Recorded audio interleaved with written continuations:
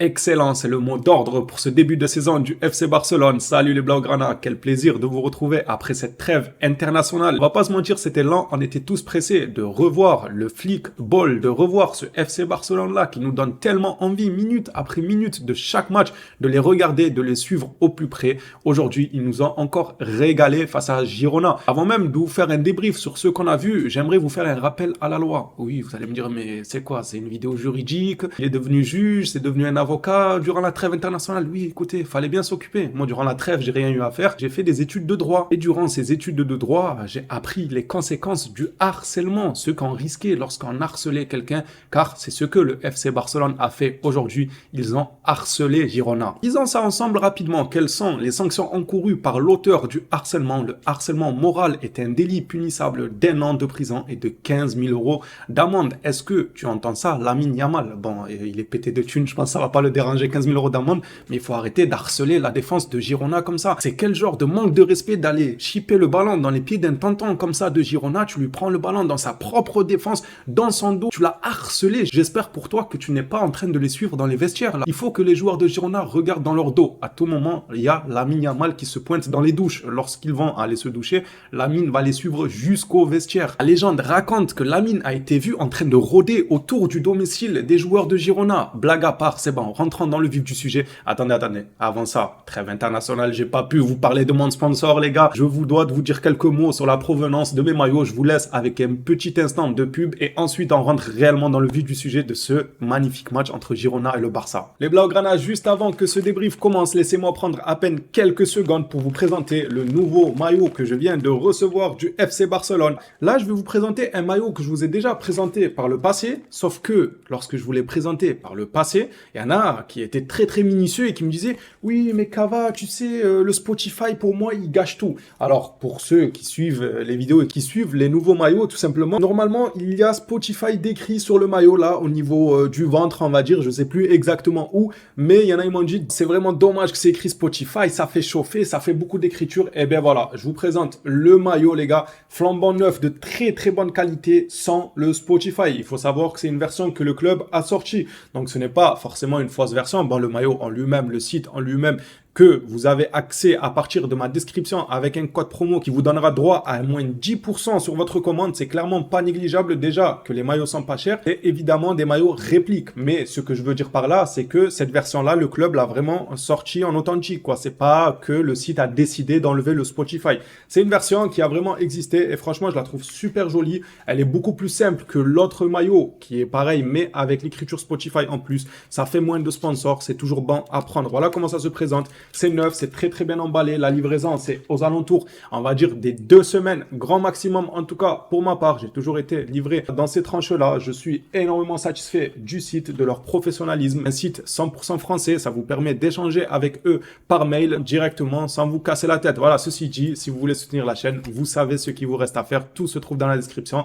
Et je vous laisse avec le... Maintenant, on peut enfin parler football. Qu'est-ce qu'on a vu de bon dans ce match-là? Absolument tout. Moi, ce que je relève, ce que j'ai relevé dès la 10e minute du match, c'est-à-dire qu'on n'a pas eu besoin d'attendre 1h30 pour faire des conclusions de ce match, c'est que Hansi Flick, il y a quelques matchs, malgré qu'on proposait du bon football, ça ronronnait un peu en début de match. On avait du mal à installer cette pression-là en début de match. C'était un tout petit peu mou. Selon moi, il manquait quand même une certaine intensité le premier quart d'heure des matchs, chose que Flick a relevé durant les conférences d'après-match. Il a lui-même dit qu'il attendait que son équipe rentre mieux dans ses matchs, qu'il prenne par le bon bout dès le début du match. C'est ce que Flick avait relevé malgré les bonnes prestations de l'équipe et je trouvais ça louable de sa part. Le gars, il ne se repose pas sur ses acquis. Il colle des 4-0 à gauche, des 7-0 à droite, ainsi de suite et il trouve quand même le moyen de dire hop, on se calme. On a beau mettre combien? 18 buts on a mis là en 5 matchs. Au total, on a beau marquer à foison, on va se calmer et commencer à rentrer dans notre match par la bonne manière. Même si à la fin du match on gagne 7-0, si le premier quart d'heure a été mauvais, eh bien Flick n'était pas content. Il a bien fait de le relever. Après la trêve internationale, premier match face à Girona, qui maintenant n'est plus une équipe de clowns. Ils nous ont tapé aller-retour la saison dernière ici même. Ce qu'on a vu dès ce retour-là, c'est un Barça conquérant dès la première minute. Dès la première minute, en 10 minutes de match, j'ai déjà vu ce que Flick déclarait être mis en pratique. C'est-à-dire qu'avant la trêve, il nous disait on rentrait d'une mauvaise manière dans les matchs, on mettait du temps, on dormait un peu lors des premières minutes. Dès le retour de ce Barça-là, dans ce match face à Girona, on ne peut plus dire ça. À voir si la régularité continuera son chemin et on continuera à rentrer et prendre les débuts des rencontres par le bon bout. J'espère que ça sera le cas. Mais aujourd'hui, ce qu'on a vu, c'est que Flick a mis en pratique ses paroles. Le Barça a commencé le match dès la première minute, comme si c'était la 70e minute. Il se donnait à fond. J'ai trouvé tout le monde intéressant et par tout le monde, pour vous prouver que c'est vraiment tout le monde que j'ai trouvé intéressant dans ce match, j'ai bien aimé le match de Martinez. Oui, c'est pour prouver que je parle bien de tout le monde. Martinez, il a arrêté de fréquenter les bars de Barcelone. Il a décidé de fréquenter un peu plus souvent le centre d'entraînement. À Jeun, on voit directement la différence lorsqu'il déjeune avec un petit café et un pain au lait. Et la différence lorsqu'il déjeunait, je vais pas dire avec quoi, mais voilà, il fréquentait les bars de Barcelone. Vous m'avez très bien compris. La différence, elle saute aux yeux. Match de patron aujourd'hui. Il m'a rassuré au point où, lorsqu'il commençait à se toucher les adducteurs, tout ça, je me suis dit, mais non, pas maintenant. Pas une fois qu'on a vu un peu ton niveau, ce que tu vaux sur un terrain de football, tu vas te claquer, tu vas aller te reposer en convalescence pendant des mois. Abusons pas. Après, je me suis dit, je pense qu'il se touche suite à la frappe directement sur ses parties intimes de la part du joueur de Girona. J'espérais que c'était ça. Au final, c'était bien ça. Il n'était pas blessé. Et c'est tant mieux. C'est pas le moment, déjà, défensivement parlant. On s'est séparé de pas mal de joueurs, même si il nous reste encore quelques renforts. Il y a aussi le retour de Araujo, mais même, je ne voulais pas le voir blessé, surtout après une telle prestation. Le gars, il aurait été dépité. Il a posé des matchs catastrophiques. Et lorsqu'il rend une bonne copie à l'entraîneur, il se blesse, il sort des mots et tout.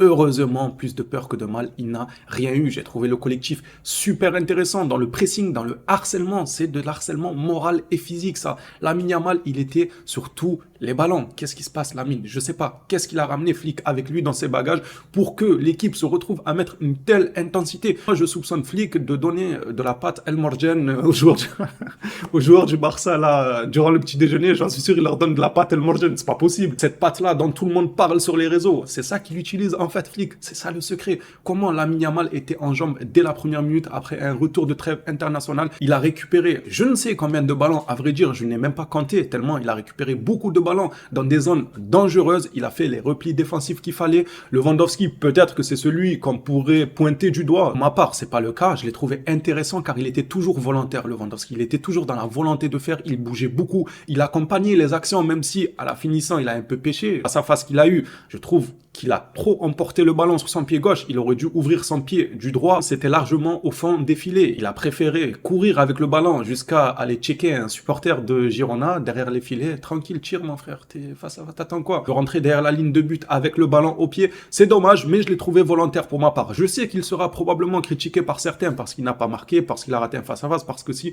moi je préfère voir le travail en amont. Le travail où, par exemple, sur le but de Pedri, il aspire quand même la défense de Girona qui sont concentrés par le déplacement de Lewandowski, ce qui permet à Pedri de se projeter. Et puisqu'on parle de Pedri, on va rester sur son cas. Pedri est de plus en plus monstrueux. Déjà que sa tenue de balle n'est plus un secret, on le sait qu'il a une très bonne tenue de balle, mais en plus de ça, il est décisif par les passes décisives et les buts. En à peine 5 matchs de Liga, il a déjà pas mal de GA. Et ça fait plaisir. Imagine, tu as un joueur comme Pedri qui, en tenue de balle, fait partie des meilleurs sur un terrain de football. Mais en plus de ça, il commence à être décisif au niveau des passes et au niveau des buts.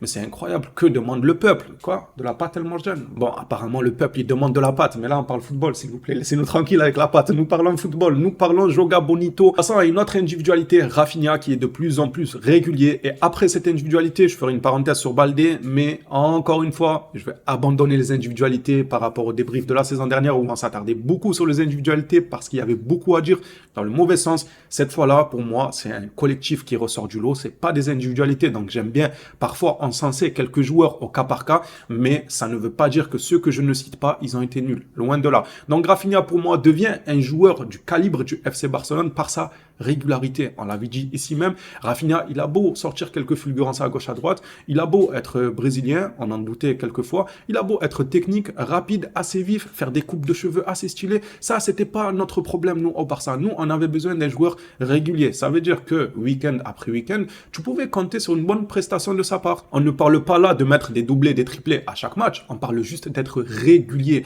Être régulier ne veut pas dire marquer, faire des passes tout le temps, mais être bon sur un terrain de football, être bon bon et lucide avec l'utilisation que tu dois faire du ballon une fois qu'il est entre tes pieds. J'ai trouvé bon et régulier. Rafinha, il est sur sa lancée, sur sa continuité. Mention spéciale à Baldé aussi, que je trouve beaucoup plus précis. Je pense que la patte Flick est en train de prendre du côté de Baldé. Il va nous en faire un Davis bis, les gars. C'est ce qui va se passer. Je le trouve très précis, très percutant. Je retrouve le Baldé d'il y a 2 saisons en arrière. Là, je le trouve beaucoup plus percutant, beaucoup plus intéressant, beaucoup plus dans l'effort. Et maintenant, on va clôturer cette parenthèse-là des individualités et parler d'un collectif. Le pressing est juste monstrueux. Le travail sans ballon se fait ressentir. On voit clairement une différence entre les saisons passées où le club, parce que ça faisait partie de notre ADN, s'entraînait beaucoup avec le ballon au pied, c'est-à-dire il misait beaucoup sur la technique. On a appris récemment que le Barça a un peu laissé de côté le travail avec le ballon. Évidemment, ils n'ont pas abandonné le travail avec le ballon parce qu'ils font toujours du football. Jusqu'à preuve du contraire, ils ne font pas de la natation. Donc le travail avec le ballon, il y est toujours, mais à moindre échelle. C'est-à-dire qu'avant, on pouvait faire 80% de travail avec le ballon et 20% de travail physique sans ballon. Avec Flick, ça a changé. On doit peut-être, ce sont des chiffres totalement erronés, les gars. C'est juste pour vous donner une idée de comment je vois la chose dans ma tête. Actuellement, on doit peut-être faire aller 60% de travail avec le ballon et 40% sur l'intensité physique, c'est-à-dire des exercices basés sans le ballon. Ça se voit directement sur le terrain. On ressent une équipe coordonnée, une équipe en jambes qui n'arrête pas d'harceler ses adversaires. Je pense que c'est le match le plus abouti en termes de pressing. Ça m'a fait extrêmement plaisir. Hormis le pressing, je trouve que le collectif en général est très bien équilibré. Casado assume ce rôle de remplaçant là. Bernal qui s'est fait les croiser. Il y en a qui ont douté peut-être des capacités de Casado. Moi, pour l'instant, je le trouve rassurant, super intéressant. La passe monstrueuse qu'il donne à Pedri, fallait la voir. Fallait être là pour la voir et fallait être là pour la faire. Casado était là pour la faire et nous, les spectateurs, on était là pour voir cette passe somptueuse. Les Blaugrana, 5 matchs, 15 points pour le FC Barcelone, 4 ou 5 buts encaissés. Je n'ai pas les chiffres exacts et 17 buts marqués. C'est juste monstrueux. Un début sans faute de la part du FC Barcelone. On se retrouvera jeudi pour la Ligue des Champions, le premier match face à Monaco en plus. Monaco, je suis sous l'eau, venez, venez. Vous allez venir là avec votre musique, vous êtes sous l'eau, je sais pas quoi à Monaco. Revenez, vous nous avez mis 2-3-0 en début de saison, lors du trophée en chocolat là. Revenez, premier match de Ligue des Champions, j'espère que vous êtes prêts. J'espère que vous êtes prêts. Aux dernières nouvelles là, Monaco, ils essayent de parler à l'UEFA pour essayer de jouer avec 2 gardiens. Pourquoi pas? Après tout, s'ils retirent un milieu de terrain, au lieu de jouer avec un gardien et 10 joueurs sur le terrain, ils joueront avec 2 gardiens et 9 joueurs sur le terrain. C'est ce que j'ai cru voir dans la presse, parce que vu la pluie de buts que le FC Barcelone met à ses adversaires, je pense que beaucoup vont commencer à songer à jouer avec 2 gardiens de but. Pourquoi pas? Chacun un côté, peut-être qu'on marquera moins de buts. Super content de cette rencontre, hâte de vous lire dans les commentaires. Super content de vous retrouver aussi les Blaugrana. On s'attrape au prochain match. D'ici là, prenez soin de vous les phénomènes.